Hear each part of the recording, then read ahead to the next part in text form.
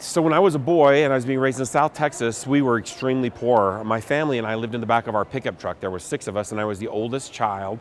We would live in the pickup truck, and we would go to a hotel and take a shower once a week and do our laundry, and sleep there one night. And then the rest of the time we were back in our truck. And that was fine while it was warm, but as it began to cool off during the fall, we realized that it was just we were going to be miserable, and we didn't have anything, we didn't know where to go.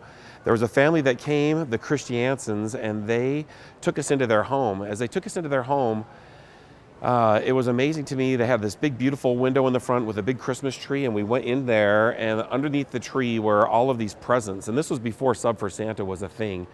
And they had bought clothes for me. I only had 2 pairs of clothes then. I had my school clothes and church outfit, and that was it. And so I was so excited to get more clothes. I was so excited to get a couple toys, but the big thing for us was when we went into their beautiful kitchen, there was a fridge clear full of food. I remember thinking in my 11-year-old mind, one day when I am rich, which is code for not living in your car anymore, that I am going to do this for a family.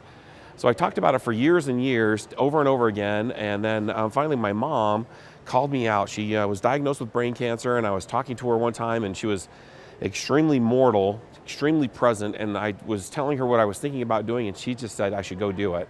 I set a goal to feed 10 families, and that year, the first year that we did this, we fed 755 families. And it has continued to grow to the point that it is today, where here we are at the USANA Life Science building, and we are going to feed 2,500 families, 2,543 families.